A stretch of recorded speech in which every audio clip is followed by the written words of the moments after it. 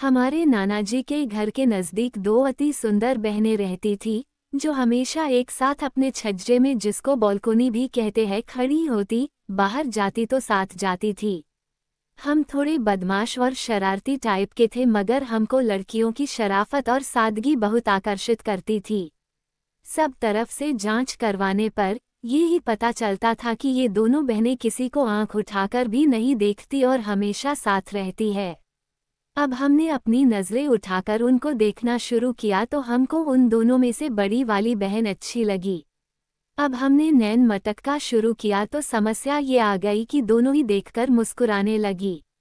अब हम शुरू से रेलवे के रिजर्वेशन प्रणाली के समर्थक रहे हैं, तो भला हम क्यों किसी को वेटिंग लिस्ट से बाहर करते। हमने सावधानी से दोनों को आंखों में आंखें डालकर मुस्कुराते हुए गर्दन को एक तरफ कभी दूसरी तरफ करके मुस्कुराहटों का हसीन हमला शुरू कर दिया। इस बात का खास ख्याल रखा कि जब एक को देखे तो दूसरी ना देखे और दोनों को ये ही लगे कि हम उसी को देख रहे हैं। हमको उस समय दोस्तों को कोड नाम देना बहुत पसंद और सुविधाजनक लगता था, सो हमने उन बहनों को भी कोड नाम दिया।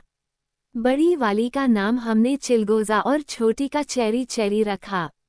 अब बस यूं ही नजरें मिलाते हटाते नजरों से बातचीत चल ही रही थी कि चिलगोजा, जो हमको पसंद थी, उसकी मुस्कान हमको इशारा देने लगी कि वो हमारी आरक्षण नीति को पहचान गई है।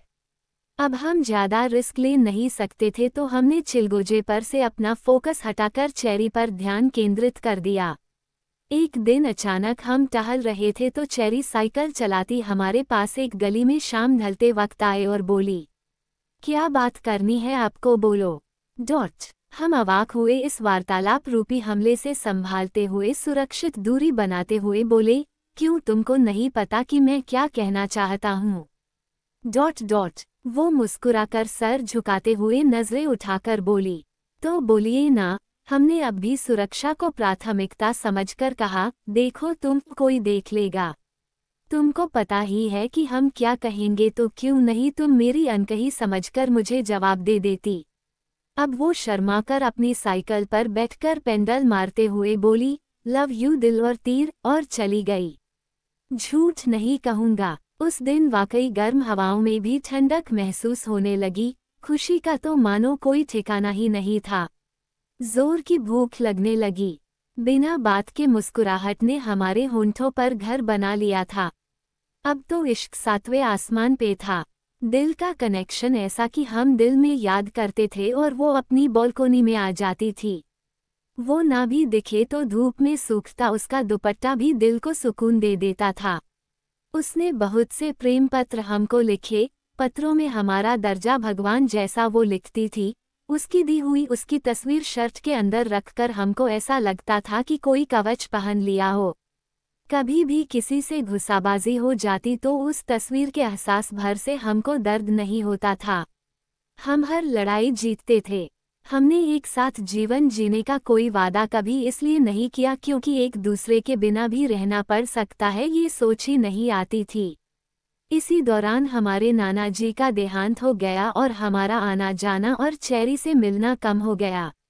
इश्क पूरे शबाब पर था और इस कदर था कि हम घर का सामान लेने भी जाते तो 9 किलोमीटर दूर चेरी के घर का चक्कर लगाकर सामान लाते। चेरी भी बेइंतहा मोहब्बत करती थी, जो हमको महसूस भी होती थी। इस सब के बीच एक बार हम चेरी के घर के नज़दीक पार्क में उसके आने का इंतज़ार अपने दो दोस्तों के साथ कर रहे थे कि वो शाम के अंधेरे में हमारे नज़दीक आए और बोली, मुझे आपसे कोई मतलब नहीं रखना है, मैं सिर्फ ये कहने आई हूँ कि आप मेरी फ़ोटो और लेटर्स मुझे वापस कर दो और मेरी ज़िंदगी से चले जाओ। अब आप इसको हमारी ईगो कहिए या जो भी। हमने चेरी से नहीं पूछा कि क्यों ऐसा कर रही हो।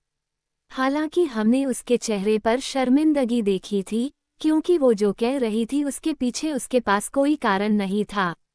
हम उसके जाने के बाद दोस्तों से जाने को कहकर उसी पार्क में बैठकर घंटों आंसू बहाते रहे।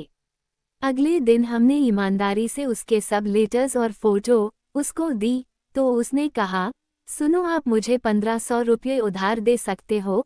हमने बिना कुछ कहे वो पैसे उसको दिए और चश्मे के पीछे अपनी नम आंखों को छुपाते हुए बाइक स्टार्ट करके चल दिए। उसके बाद हमने उस गली की तरफ कभी मुड़कर नहीं देखा। हमको ऐसा धोखा मिला था जिसमें हमारी कोई गलती नहीं थी और ना ही हमको हमारी गलती बताई गई थी। हमने तो अपनी तरफ से पाक मोहब्बत की थी, कभी शारीरिक संबंधों के बारे में कोई सोच भी नहीं आई थी। फिर भी हमारे साथ ऐसा हुआ तो ये असहनीय था हमारे लिए, मगर हम सब इसलिए सह गए क्योंकि हमारी मोहब्बत थी वो, और उसकी खुशी या फैसले के आगे हम कोई दलील पेश करके खुद को कमज़ोर नहीं दिखाना चाहते थे। हम यूं भी अपने को संभाल कर रखते थे क्योंकि हमको अपनी पहली मोहब्बत यानी अपनी माँ की चिंता खुद से ज़्यादा रहती थी। इसलिए खुद को नुकसान पहुंचाकर अपनी माँ को तकलीफ देने का गुनाह हम कभी करने की सोच भी नहीं सकते थे। अब क्योंकि हमारी मोहब्बत सच्ची थी और हमने कभी जोर ज़बरदस्ती या कोई गलती मोहब्बत के दौरान नहीं की थी, तो सब्र रहता था कि जो भी हो हम गलत नहीं है, और हमने कभी अपनी मोहब्बत का बुरा नहीं सोचा और कभी लव लेटर या फोटो दिखाकर अपनी मोहब्बत को बदनाम भी नहीं किया। अच्छा करने का एहसास ही सुकून देने को काफ़ी था। महबूबा तो नहीं थी मगर हमारा इश्क हमारे दिल में बाकी था। 6 साल बाद वो फिर हमको अचानक से मिली। उसकी शादी हो चुकी थी। हमारी बातचीत फिर शुरू हुई। बातचीत की वजह वो उधार दिए पैसे लौटाना चाहती थी। बातचीत होते हुए एक बार फिर वो हमारे इश्क में गिरफ्तार हो गई। वो हमसे बात करती तो करती ही रहती। हमने समझाया कि ये सब अब गलत है तो वो बोली ठीक है, कुछ भी गलत नहीं होगा, हम दोस्त तो रह सकते हैं ना। हमने हाँ कहा, मगर हम जानते थे कि वो मोहब्बत करने लगी है। एक रोज़ हम मिले और उसने बताया कि वो हमको अपनी सहेली के भाई से उस वक्त मोहब्बत करने की वजह से छोड़कर चली गई थी। बाद में उसने उसके साथ बहुत दुख भोगे। उसने कहा तुमने एक बार भी मुड़कर नहीं देखा, कभी मिलने भी नहीं आए, जानने की कोशिश भी नहीं की मेरे बारे में। मैं तुमको याद करती थी, तुम्हारी अच्छाई मुझे हमेशा याद रही कि कैसे तुमने कभी मुझे किसी बात के लिए मजबूर नहीं किया। मेरे मांगने पर सभी लेटेस्ट फोटो भी दे दिए थे। मैंने कहा ये सब का अब कोई फ़ायदा नहीं, मेरा प्यार मेरे में सीमित है। मैं तुमको कोई तकलीफ तब भी नहीं देना चाहता था और अब भी नहीं दूंगा। दोस्तों की तरह हमारी बातें होती रही। इसी दौरान एक दिन उसने कहा वो मुझसे मिलना चाहती है। मैंने उसको मिलने को मना कर दिया। वो नहीं मानी और मेरे घर आ धमकी। मैंने उससे कहा क्या हुआ, क्यों मिलना था?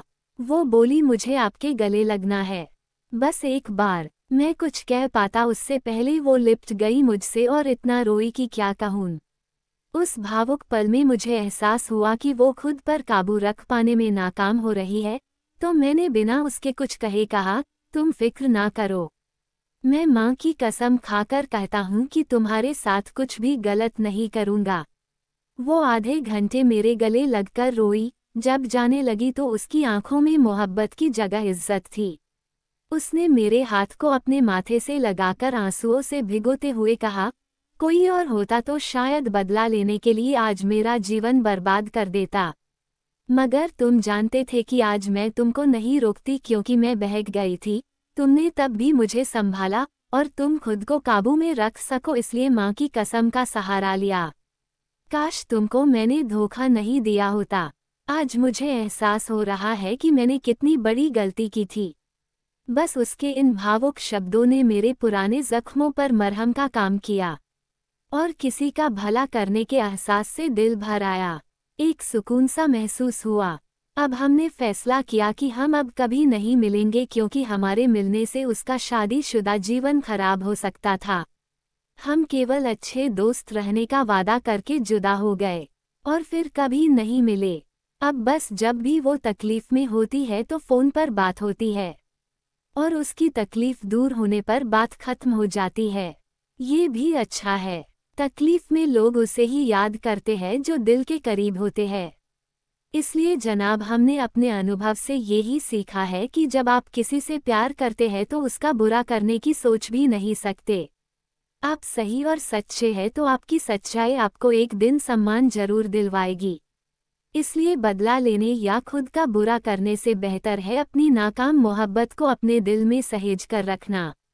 मोहब्बत से भी अगर कुछ बड़ा है तो वो है महबूबा से मोहब्बत के साथ इज्जत पाना।